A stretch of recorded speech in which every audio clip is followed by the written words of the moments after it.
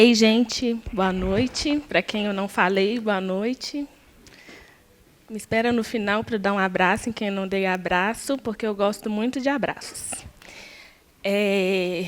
Tenham um pouquinho de paciência comigo, porque eu não tenho tanta experiência aqui na frente como outras pessoas têm.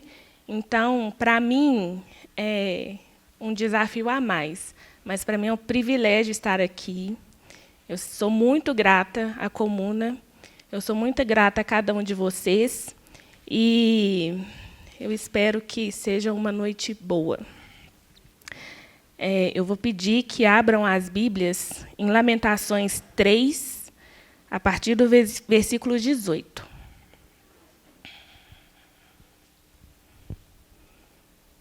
Eu vou falar um pouquinho sobre Lamentações 3 todo, mas como eu acho um pouquinho chato a gente ficar lendo textão, eu vou ler só um pedacinho. Hoje o louvor, a irmã Thalita foi sensacional de trazer músicas maravilhosas, que foi uma bela introdução. A partir do versículo 18, Lamentações 3. Então disse eu, já percebeu a minha glória, já pereceu a minha glória, como também a minha esperança no Senhor.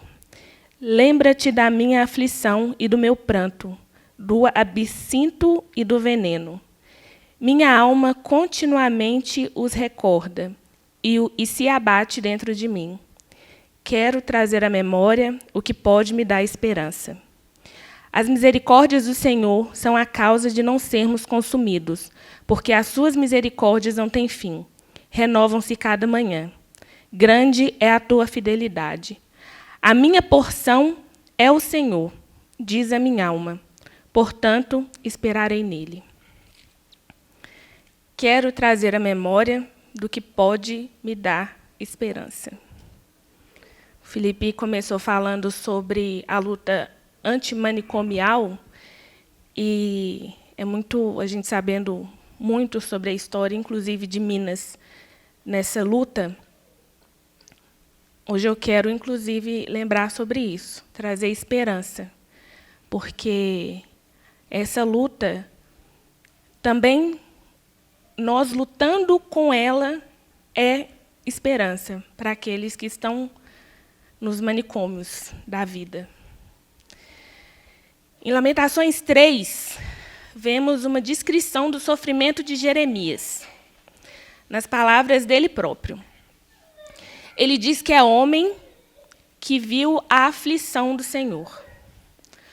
O profeta sente como se toda a dor emocional e física que ele estava sentindo fossem causadas por Deus. Ele não percebe, a princípio, que o Senhor continua sendo seu aliado, mas ele pensa que ele é seu inimigo. Ele está desanimado, angustiado e completamente abatido. A descrição que vemos é de um homem que está arruinado espiritual e fisicamente. Jeremias chega a declarar que já pereceu sua força e esperança no Senhor. Isso, ele estava emocionalmente morto, arruinado. A situação permanece até que ele toma uma decisão: trazer à memória o que lhe dava esperança. O profeta começou a lembrar das muitas misericórdias do Senhor e como elas se renovam todas as manhãs. Ele percebeu que isso acontecia porque, embora a situação fosse extremamente difícil, a história ainda não havia acabado. Deus, em sua infinita bondade e misericórdia, essa que se renova toda manhã, então nos envia o seu Filho, o maravilhoso conselheiro, Deus forte, Pai da eternidade, Príncipe da paz, Jesus Cristo. O Jesus que cremos, que expulsou do templo todos os que faziam comércio ali, já que aquele lugar era casa de oração e não casa de negócio.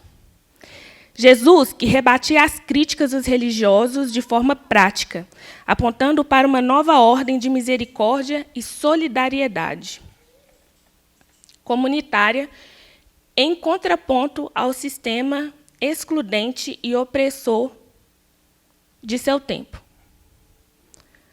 O caminho de Jesus de Nazaré traz a boa notícia da libertação a um povo que estava sob domínio das forças conservadoras do Sinédrio, que, de maneira cruel, submetia o povo aos rigores da lei, com base em uma interpretação fundamentalista do texto, o que gerava medo, submissão alienante e insegurança, levando-os à prática de uma fé sem vida, sem perspectiva de esperança e liberdade. Engraçado como isso é tão atual. O amor de Jesus é subversivo, revolucionário e cheio de esperança. Esse amor é poderoso, que destrói as amarras da opressão, que liberta os que estão no cativeiro da submissão e da alienação religiosa. É um amor acolhedor, sem interesse próprio, sem intenção de promoção. O amor de Jesus é includente, sem superficialidades. Inclusive, foi esse amor que acolheu o cego Bartimeu, leprosos, o paralítico no tanque de Betesda, a mulher samaritana, a mulher com fluxo de sangue que há tanto tempo sofria, só com um toque, crianças pobres, pecadores e publicanos. Esse Jesus é a nossa esperança. Com Jesus, aprendemos também o que é espalhar as boas novas. Quero lembrar o que pode me dar esperança. Quantos de nós aqui já não passamos por momentos, ou estamos passando por momentos, como aqueles vividos lá por Jeremias? Passando pelas trevas, habitando na escuridão, cercados de muros, sem conseguir escapar. Mesmo quando chamamos ou gritamos por socorro, sentimos que Deus rejeita a nossa oração. Sentimos que Deus nos tirou a paz.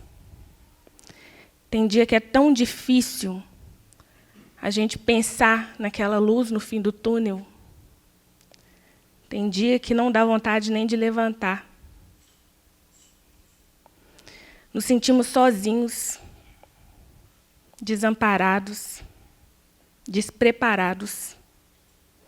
E gritamos: a minha força e alegria se esgotaram, como também tudo quanto esperava do Senhor. E não é errado a gente ter esses momentos de desesperança, não. Tem hora que a gente pensa: cadê Deus, né? Quantas vezes a gente não clama por Deus? Deus, fala comigo, me mostra. Eu estou aqui. Às vezes falta força para falar, para gritar. Às vezes a gente ora só no pensamento, porque a gente não tem força. A esperança, muito menos. Aí a gente pensa sempre, né? Sempre falam com a gente: esperança é a última que morre. Mas nesses momentos a gente pensa: vai morrer, porque eu já não dou conta. Cadê? Eu acredito nesse Deus, eu acredito nesse Jesus, mas o que é que eu faço?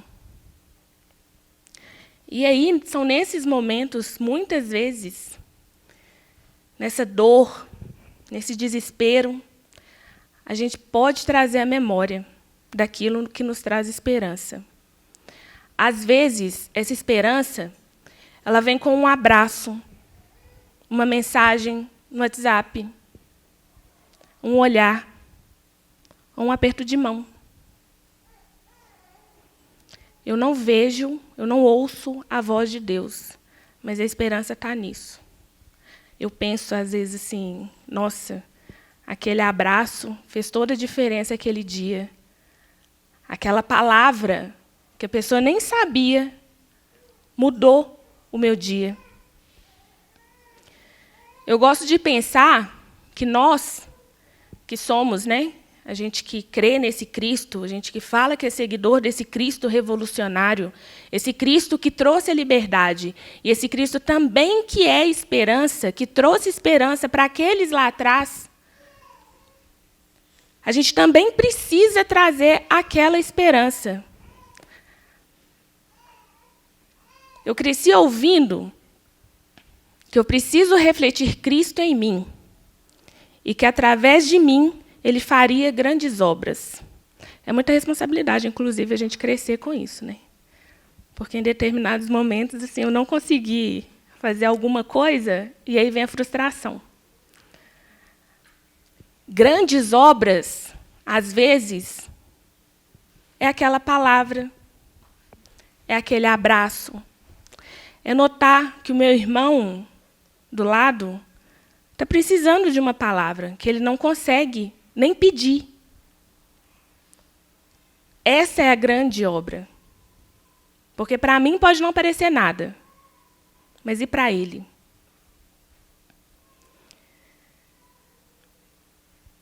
Paulo disse a Timóteo, em 1 Timóteo 1,15, que Cristo Jesus veio ao mundo para salvar os pecadores, dos quais ele era o pior.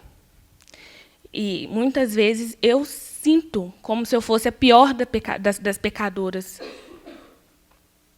Mas eu também entendo que o reino de Deus é aqui. E que ele está aqui, no nosso meio. E o nosso papel é levar as boas novas e ser esperança para aqueles que já não têm esperança. Então, essa esperança que a gente tanto fala, que a gente tanto espera, quando a gente não consegue pedir, que sejamos esperança. Esperança para aqueles negros que sofrem e lutam contra a segregação racial. Mulheres, jovens e crianças da periferia. A população LGBTQIA+. Eu ia até perguntar um jeito melhor para falar, não sei se está... Os homoafetivos, que também a gente teve nessa semana o dia, né, de consciência, a gente também, nós, precisamos também levar esperança para eles. Porque eu não preciso ser homoafetivo para lutar a favor dos direitos dos homoafetivos. Eu não preciso ser preta para lutar contra o racismo. Eu não preciso ser mulher para lutar com o feminismo. A gente também precisa lembrar dos ribeirinhos e os indígenas. Gente, nesse último mês, foram tantas notícias desesperadoras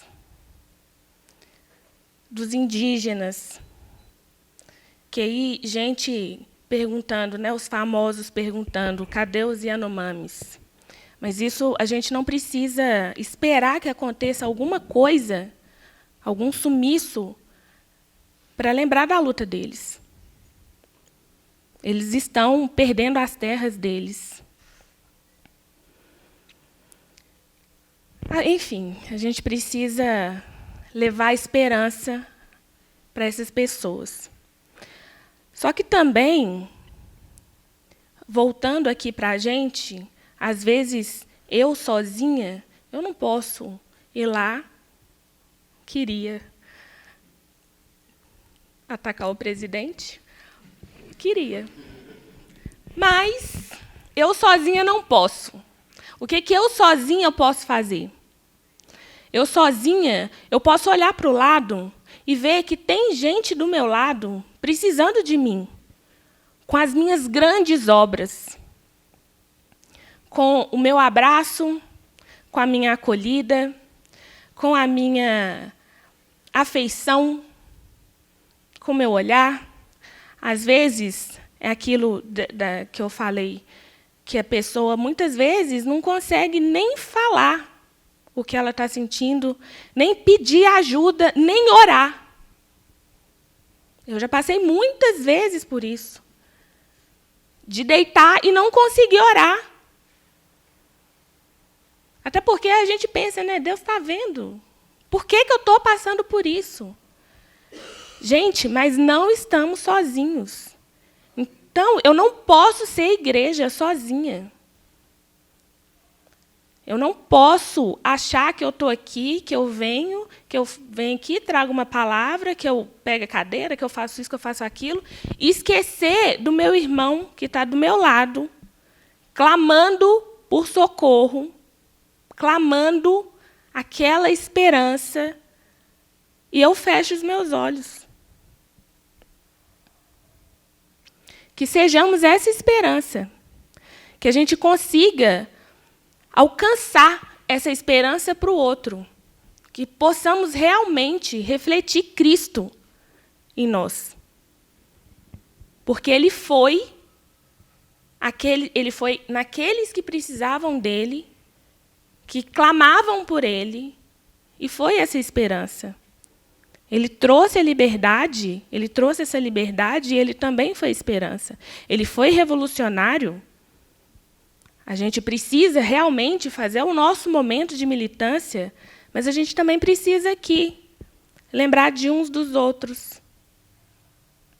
Lembrar que temos nossas fragilidades, que temos nossas tristezas. Então, que sejamos essa esperança também para os que estão ao nosso lado. Que sejamos essa esperança que tanto que Jeremias lá ele conseguiu trazer à memória. Porque as misericórdias do Senhor se renovam a cada manhã. Eu vou... É rapidinho, tá? Eu vou encerrar. Agora eu vou pedir de novo para que abram a Bíblia em Jeremias 3, a partir do versículo 55, que foi a oração de Jeremias. Naquele momento que, mesmo em meio ao caos, se sentindo abandonado, porque não é fácil, nesses momentos de desespero, a gente conseguir trazer à memória aquilo que nos traz esperança.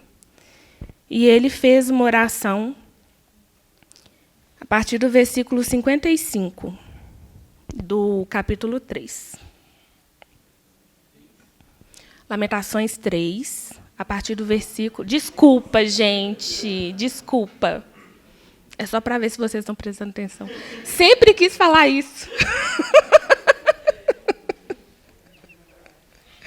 Lamentações 3, a partir do versículo 55.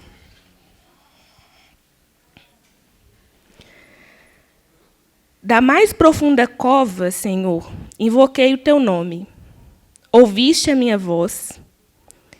Não escondas o ouvido aos meus lamentos, ao meu clamor. De mim te aproximaste. No dia em que te invoquei, disseste, não temas.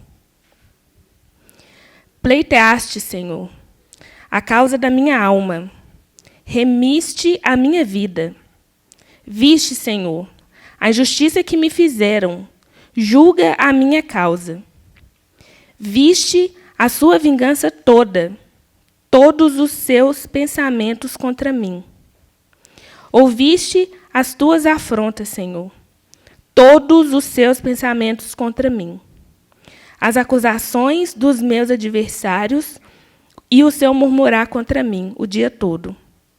Observa-os quando se assentam e quando se levantam. Eu sou objeto da tua canção. Tu lhe darás a paga, Senhor, segundo a obra das tuas mãos. E só mais uma vez, quero trazer à memória o que pode me dar esperança. Que sejamos essa esperança, que consigamos também ser esperança. Que a gente, se você está nesse momento de não ver esperança, aquela luz no fim do túnel, saiba que você pode contar com a gente. Estamos aqui, estamos de braços abertos. Mais uma vez, eu adoro dar abraços, gente. E que Jesus, aquele que trouxe a esperança, que é a esperança, que ele seja reflexo na gente. Muito obrigada. Boa noite.